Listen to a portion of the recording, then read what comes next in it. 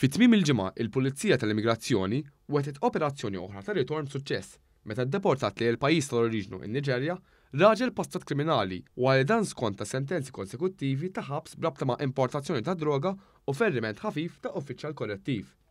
Min-informazzjoni li kiseb one.com.mt jidher li r-raġel huwa Joseph Fejlazo, Niġerjan li fl-2008 kien ġie akkużat b'importazzjoni ta' droga f'kapsoli moħbija f'ġismu. Wara ġuri u weħel sentenza ta' 12 sena priġunerija u multa ta' 50,000 euro.